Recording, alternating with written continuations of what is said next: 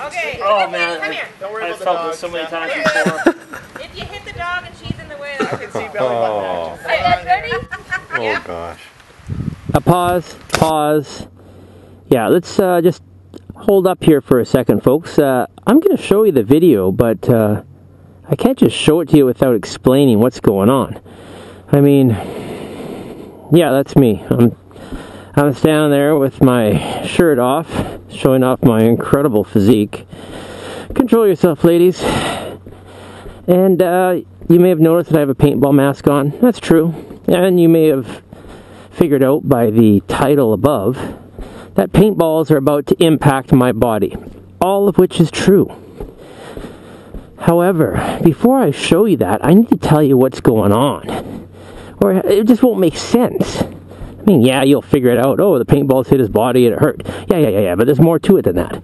So, I got to explain to you what happened about an hour beforehand.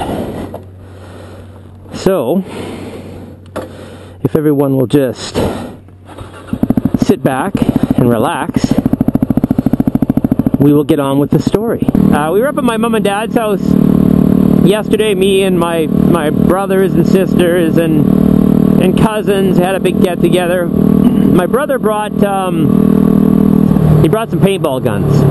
Brought them out, let the kids do some shooting. My boys, I have 3 boys, 18, 16, and 13, almost 13. All my older boys have gone to play paintball. And all on condition, like when they turn 12, they can go play paintball. The condition is this, that before we go to the field, I'm going to shoot you with a paintball gun so you know what to expect when you go playing paintball, because paintballs hurt. It's not like Nerf guns. And all my 2 older boys have done that. They've taken the shot and then they go and play paintball. Well, Seth, who's my youngest son, he wants to play paintball, of course. And so these paintball guns come out. I say, hey, this is a good opportunity. I say, Seth, let's get that shot done right now, and then we can go, play paintball. Well, he doesn't want to, and I can't talk him into it. So he takes off, and the kids keep shooting. So once the kids are done, I say to my brother, hey, give me a couple rounds. And I load up the gun, and I go after my son. He sees me, he bolts, he runs. I jump on top of like two layers of those giant marshmallow hay bales. And as he's running away, I put the shot between his shoulder blades, and whack! Not just a thud, it was a whack. And my son goes off feeling very embarrassed and angry because Dad just betrayed him and shot him without, because he didn't want to be shot. And for the next 15 minutes, I'm trying to talk to him and calm him down, and he is just going ballistic on me, freaking out, justifiably, because he doesn't want to be near me. I just shot him, and I'm trying to talk to him, and he's like, I don't want to be near you, I hate you! Ah! Just going totally tweaked. And so my wife says let him go, and he runs down the road, and I try to go after him later, about 15 minutes later, and he ends up taking off even further, and he's going far enough that I figure I gotta stay with him, or who knows when it's gonna happen. So long story short, after a lot of saying, hey dude, slow down, let's talk, he finally sits down on the side of the railroad track, and I proceed to apologize to him for shooting him. And not just, hey man, I'm sorry, but it's like, hey Seth, you know what, I'm sorry, I'm sorry I shot you. It was a dumb decision. I wasn't thinking the way I should have been thinking. I was just, I was just thinking, you want to play paintball, you need to know what this feels like, but I should have listened to you, and I didn't, and I'm sorry. And sometimes dads make mistakes too, and that sort of thing. And he still was ticked. He didn't want anything to do with me. He didn't want to be around me. My wife ended up coming down in the van. She found us. He got in the van. They talked. I left. They got back to the house, and Seth kind of stayed out in the van and cooled down. And I had told him while we were sitting on the railroad track, I said, look, I'll make it up to you. I'll let you shoot me 10 times in the bare chest. You know, that made sense. You know, they say, I don't know who they are, but people in the know say that for every one negative thing that you say to your child, it takes 10 positive reinforcements to overcome that one negative thing. That's what they say, and I'd buy into that. So I guess that's perhaps what was in the back of my mind, because I figured 1 shot to him, 10 shots to me. That's sort of, you know, that's pretty fair, right? That's a pretty good investment for 1 shot. Anyways, he comes in the house. I'm working on the TV receiver or something with my brother, and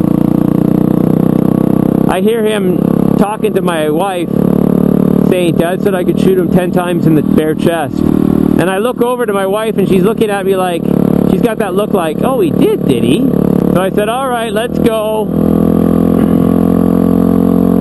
And my brother got his gun out, and they loaded it up with 10 rounds, and took my shirt off, put on the paintball mask, covered up the twins, and this is what happened. Roll the tape, Fred. Okay. Oh man, Come here. Don't worry about the dog. This so many times before. If you hit the dog and she's in the way, I can see belly Oh. button action. Ready? Oh Yeah. gosh.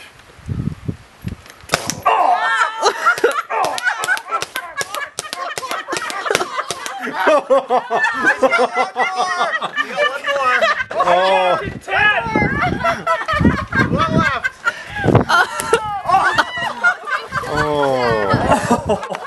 How's that? Is that gun safe? The reason I'm not just showing you the video, I didn't just show you the video and that was it. I need to tell you the story behind it, because, for this reason, because sometimes, not sometimes, often, dads screw up, fathers screw up, granddads screw up, father figures screw up. It's just the reality of life. And that's fine, that's welcome to life. Everybody screws up, everybody messes up at some point. But what I know from my own experience is important, is that when we do screw up and we do things that are dumb, that we apologize for it, and we admit that we did it, and we apologize it. And we don't, oh, I'm sorry, man, hey, sorry, man. Not like that, you know what I mean? Like the real, genuine, the kind of sorry we would expect if our kids, you know, did something that was hurtful or was just wrong. You know, if our kids walked in and said, yeah, Dad, sorry, and then walked out, I mean, it's pretty disingenuous, right? So I don't think we can expect less of ourselves when we screw up to our kids. We all screw up. Every dad out there screws up at some point. Whether you start off right away by just dropping the baby, or you wait till they're older and you start, you know, spouting off about one thing or another. And I'm not saying this as a perfect dad, because I am not.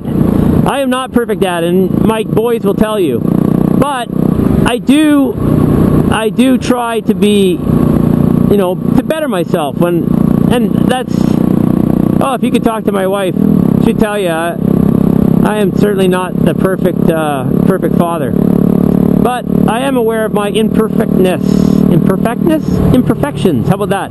I am aware of my imperfections. And if I'm not aware, my wife will tell me, and then after a while I'll agree with her that, yeah, I'm a bonehead, I'm an idiot. I'm an idiot. So all you fathers out there, all you fathers that are screwing up once in a while, I just here to tell you, you know what, that's okay. Just make sure you do it right when it comes to making it right. Genuine apology, and, you know, asking for forgiveness, and then do your do what you can to make the wrong right. And in my case, it was 10 paintballs to the bare chest. And I'm not telling you any lies here when I say it really hurt. Really bad. There are a lot of nerve endings located around one's nipple. There are. I don't know if I remember that from science class, but I'm pretty sure that there are a lot of nerve endings around the nipple.